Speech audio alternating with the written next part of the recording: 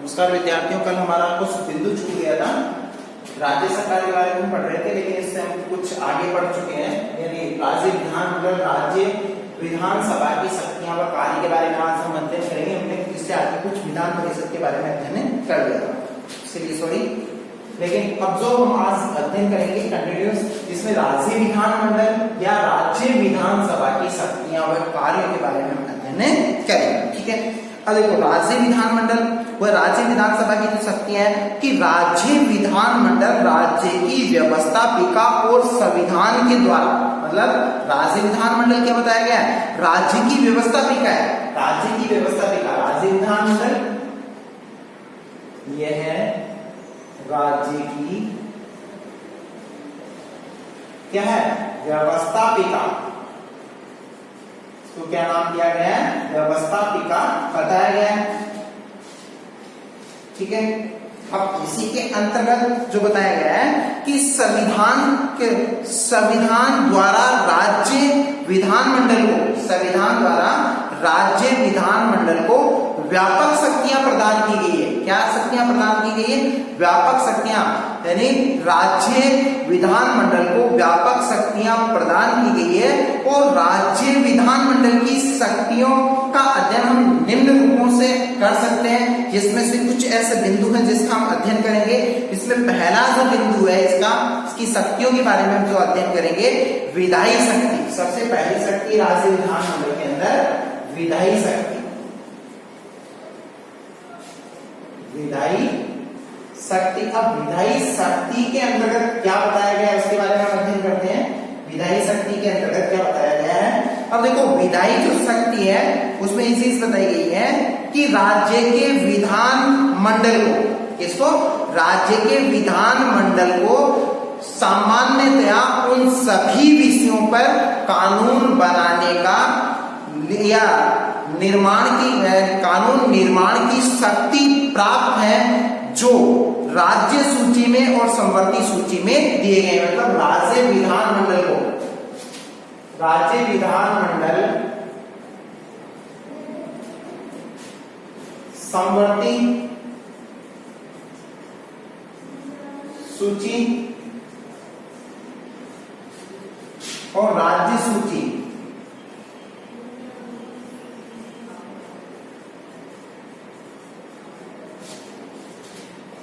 क्या कर सकती है, कानून निर्माण।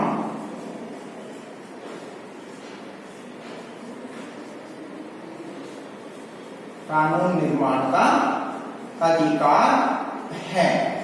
मतलब राज्य मंडल को, राज्य विधानमंडल क्या कर सकता है, संवर्ती सूची व राज्य सूची पर कानून निर्माण का इसके पास में अधिकार है, जो कि एक राज्य को प्राप्त है। ठीक है, नेक्स्ट बिंदु है वित्तीय शक्ति। अब वित्तीय शक्ति क्या है, दूसरी जो शक्ति है वह है वित्तीय शक्ति। वित्तीय शक्ति के अंतर्गत क्या दे रखा है, अब देखो वित्तीय जो शक्ति है इसमें ये चीज बताई गई है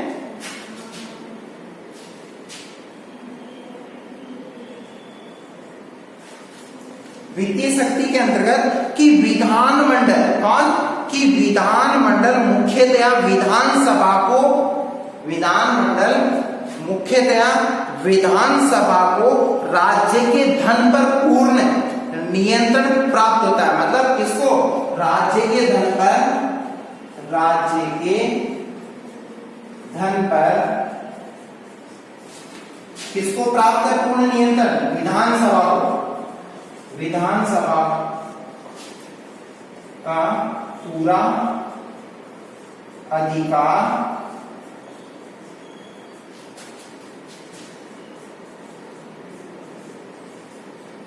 मतलब वित्तीय शक्ति के अंतर्गत बताया गया कि राज्य के धन पर विधानसभा का पूरा अधिकार होता है। ठीक है, राज्य का जो धन है, राज्य की जो संचित निधि है उस पर विधानसभा का संपूर्ण अधिकार होता है।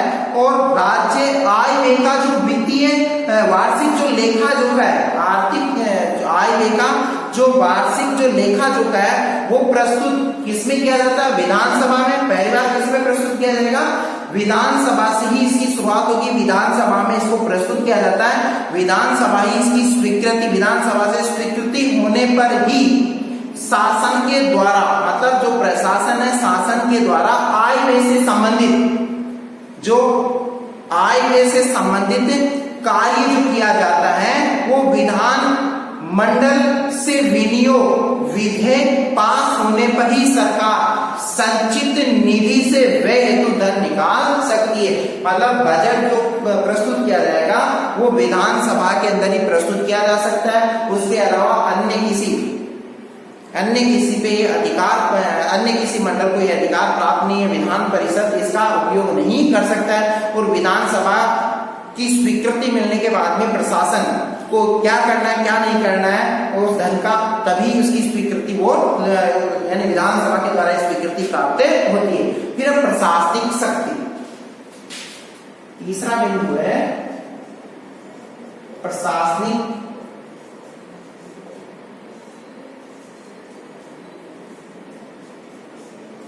अब देखो प्रशासनिक शक्ति के अंतर्गत क्या बताया गया है कि प्रशासनिक जो शक्ति है उसमें बताया गया है कि संविधान राज्यों के क्षेत्र में, संविधान क्या करेगा, राज्यों के क्षेत्र में भी संसदात्मक व्यवस्था स्थापित किए जाने के कारण, मतलब राज्य क्षेत्र में संसदात्मक व्यवस्था, राज्य मंत्रिमंडल अपनी नीति कार्यों के लिए, मतलब राज्य मंत्रिमंडल अपनी नीति और कार्यों के लिए विधान मंडल जो कि विशेषतया विधानसभा के प्रति उत्तरदायी होता है। किसके प्रति उत्तरदायी रहता है?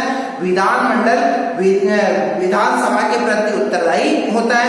मतलब संस्थात्मक व्यवस्था है, मतलब राज्य में भी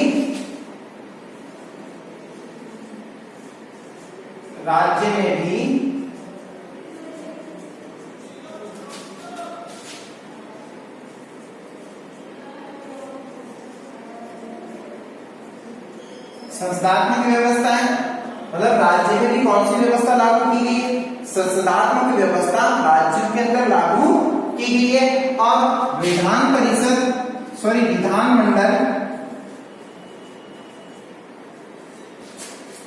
विधानसभा के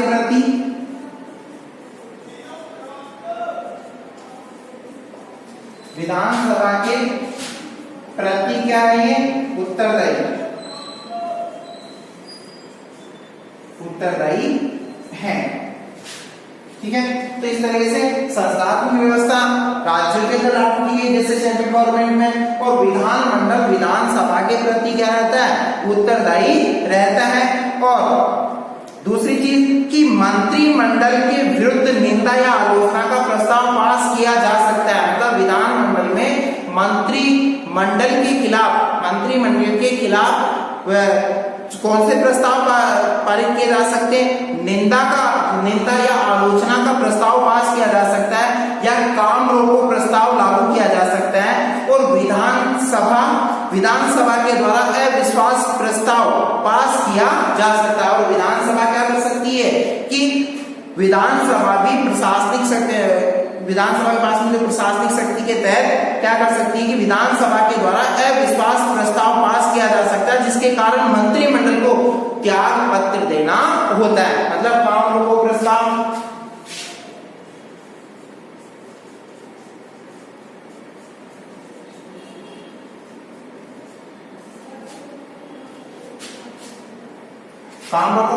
और भी अन्य जो प्रस्ताव है, यानी प्रश्न पूछना इत्यादि कार्य है जो विधानसभा के द्वारा विधानमंडल के लिए कर सकती है। ठीक है, अब नेक्स्ट बिंदु है संविधान में संशोधन की शक्ति।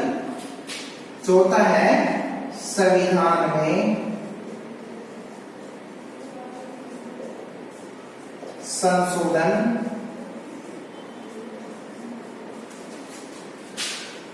की शक्ति।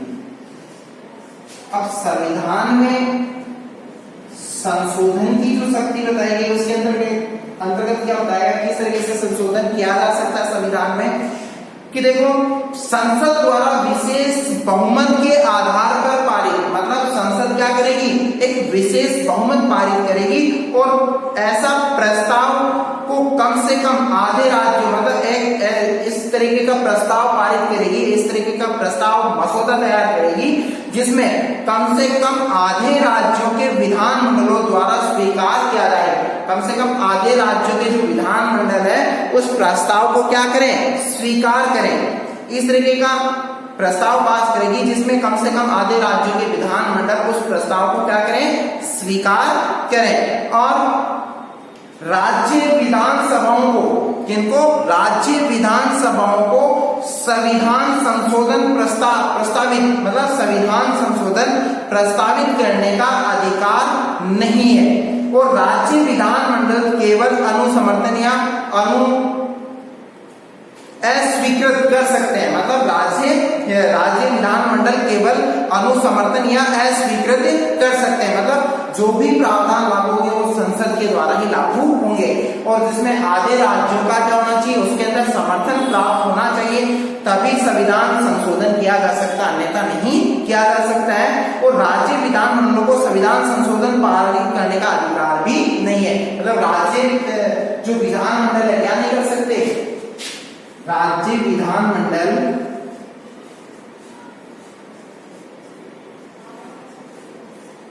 संविधान संशोधन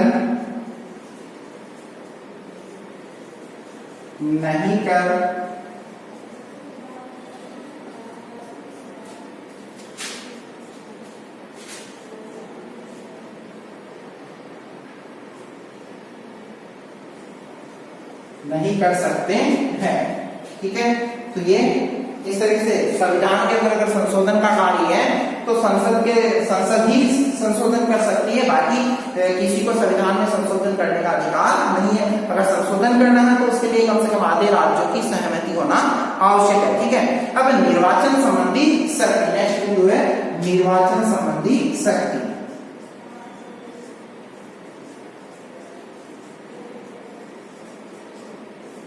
निर्वाचन संबंधी जो शक्ति है उसमें क्या उल्लेखित किया गया है, देखो निर्वाचन संबंधी शक्ति के अंतर्गत ये बात बताई गई है कि इसमें राज्य की विधानसभा, कौन सी, राज्य की विधानसभा के निर्वाचित सदस्य राष्ट्रपति तथा राज्य सभा के सदस्यों के निर्वाचन में भाग लेते हैं। मतलब राज्य की जो विधानसभा के जो निर्वाचित सदस्य हैं, राज्य विधानसभा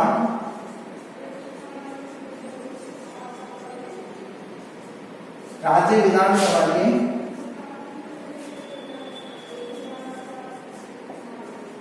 निर्वाचित सदस्य राष्ट्रपति व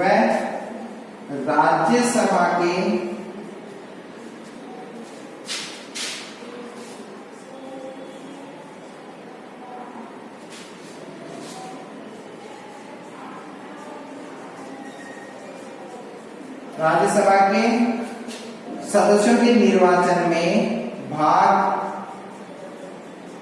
लेते हैं।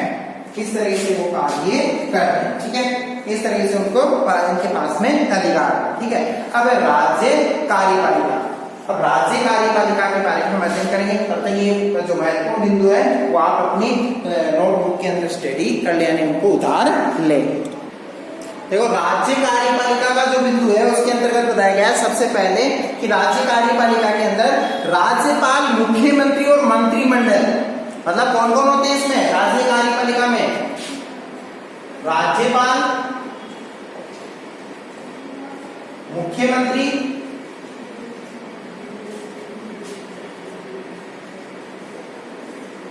और मंत्रिमंडल। ये कौन होते हैं, राज्य कार्यपालिका के अंतर्गत होते हैं। राज्य कार्यपालिका के अंतर्गत राज्यपाल, मुख्यमंत्री और मंत्रिमंडल होता है। ठीक है, अब राज्य कार्यपालिका के अंदर ये लोग होते हैं जिसमें ये बताया गया है कि कार्य शक्तियां, अब इनके कौन कौन से कार्य, कौन कौन सी इनको शक्तियां प्राप्त है, इनके कार्य व शक्तियां, इसके बारे में हम अध्ययन करेंगे। इनके कार्य और शक्तियों के बारे में हम अध्ययन करेंगे। अब देखो राज्य की जो कार्यपालिका में राज्यपाल, एक मंत्री परिषद होती है। राज्य कार्यपालिका के अंदर क्या होता है, इसमें एक मंत्री परिषद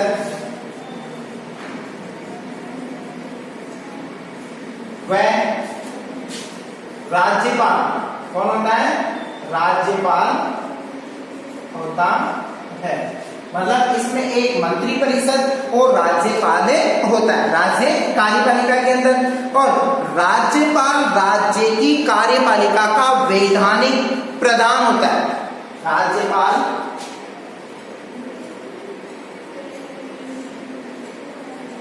वैधानिक प्रधान, मतलब इसमें कौन होता है, ये एक वैधानिक प्रधान होता है। और मुख्यमंत्री और उसकी मंत्री परिषद जो कि वास्तविक, मतलब मुख्यमंत्री और मंत्री परिषद राज्य की कार्यपालिका की सत्ता की वास्तविक प्रधान होती है। तथा मुख्यमंत्री, मंत्री परिषद यह है राज्य की वैधानिक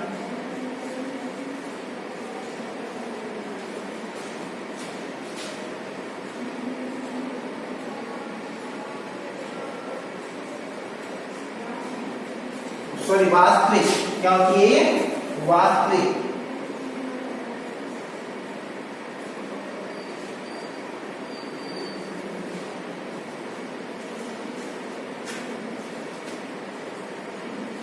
सत्ता की प्रदान होती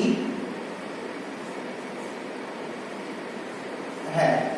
मतलब राज्यपाल वैधानिक प्रधान, ठीक है, और मुख्यमंत्री और मंत्री परिषद राज्य की कार्यपालिका के अंदर इनकी भूमिका क्या होती है, ये वास्तविक प्रधान के रूप में कार्य करते हैं। ठीक है, अब राज्य का वैधानिक प्रधान राज्यपाल, राज्य का जो वैधानिक प्रधान है राज्यपाल, इसके बारे में हम अध्ययन करेंगे कि राज्य का वैधानिक प्रधान कौन होता है।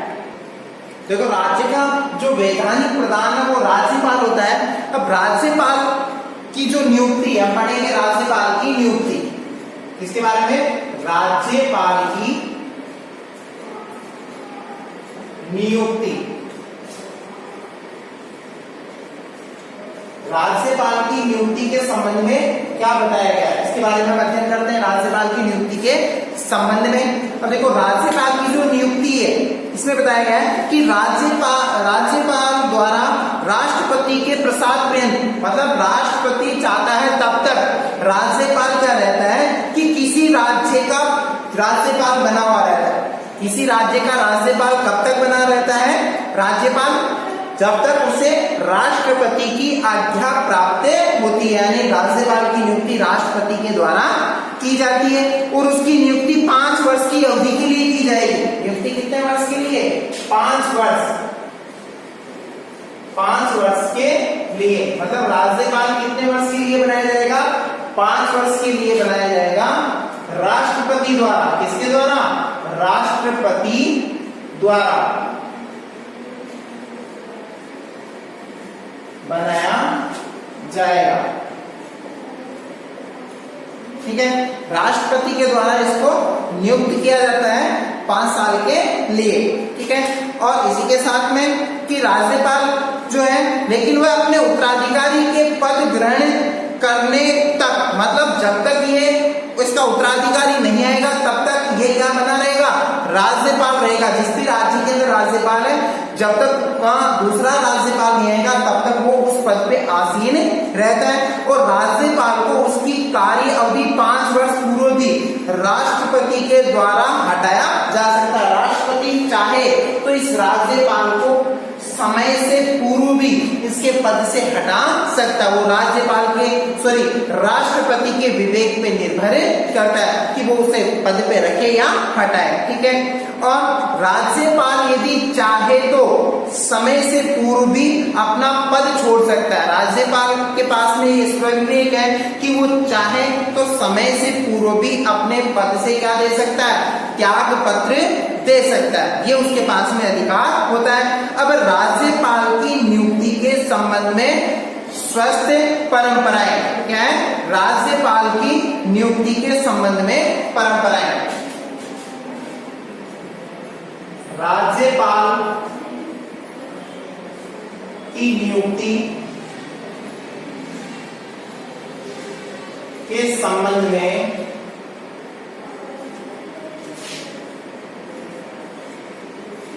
परंपराएं। अब क्या क्या परंपराएं हैं राज्यपाल की नियुक्ति के संबंध में? देखो, इसमें एक चीज बताई गई है कि राज्यपाल की नियुक्ति के संबंध में चीज है कि राज्यपाल उस राज्य का निवासी, मतलब जिस राज्य का राज्यपाल बनाया जा रहा है वो उस राज्य का निवासी नहीं होना चाहिए। नंबर 1, जिस राज्य में राज्यपाल बनाया जा रहा है वह व्यक्ति उस राज्य का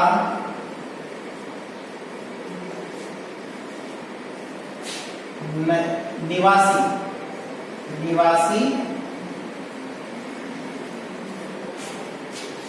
नहीं हो। ठीक है।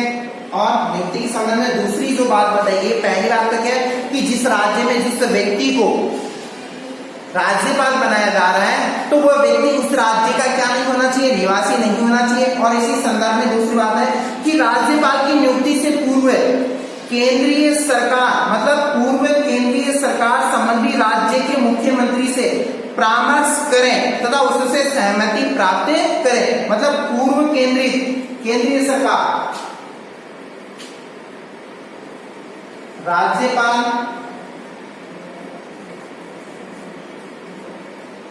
नियुक्ति के संबंध में, मतलब राज्यपाल की नियुक्ति के संबंध में पूर्व केंद्रीय सरकार संबंधी, मतलब पूर्व केंद्रीय सरकार संबंधित राज्य के मुख्यमंत्री से क्या करे? परामर्श करे तथा उससे सहमति प्राप्त करे। राज्यपाल नियुक्ति के संबंध में उस राज्य के मुख्यमंत्री से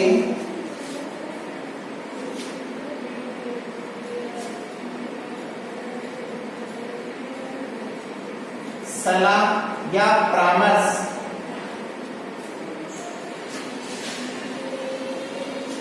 करें। मतलब पहले क्या करना पड़ेगा? जिस राज्य में जिस व्यक्ति को राज्यपाल बनाया जा रहा है तो उस राज्य के, ठीक है। तो नियुक्ति के संबंध में 2 शर्तों का उल्लेख किया गया है। अब पद की योग्यता व वेतन, नेक्स्ट बिंदु है पद की योग्यता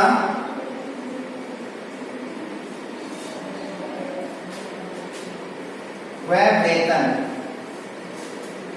पद के लिए क्या योग्यता है?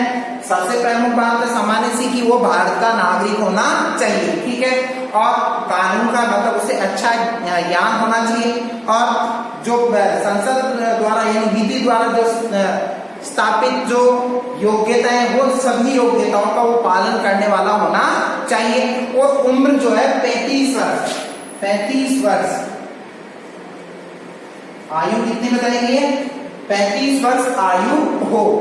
मतलब राज्यपाल की जो आयु हो कितनी होनी चाहिए? 35 वर्ष की आयु होनी चाहिए। और 35 वर्ष के साथ साथ राज्यपाल संसद अथवा राज्य के विधान मंडल का सदस्य नहीं हो सकता। राज्यपाल क्या नहीं हो सकता? वो किसी संसद का या विधान मंडल का सदस्य होना आवश्यक नहीं है, मतलब उसका सदस्य नहीं होना चाहिए। और संसद का सदस्य है तो राज्यपाल के पद पर नियुक्ति की तिथि से उसे क्या करना पड़ेगा? अपनी सदस्यता से हाथ धोना पड़ेगा। मतलब अपनी सदस्यता से उसे क्या देना पड़ेगा? इस्तीफा देना होगा, अपने पद को छोड़ना होगा। और राज्यपाल कोई लाभ का पद धारण भी नहीं कर सकता। राज्यपाल क्या नहीं होना चाहिए? किसी लाभ के पद पे भी नहीं होना चाहिए। और राज्यपाल का जो वेतन जो भत्ते हैं उसमें बताया गया है कि राज्यपाल का जो वेतन है 1 लाख। कितना है? 1,10,000 वेतन कितना बताया गया राज्यपाल के लिए? 1,10,000 रुपए वेतन रखा गया राज्यपाल के लिए।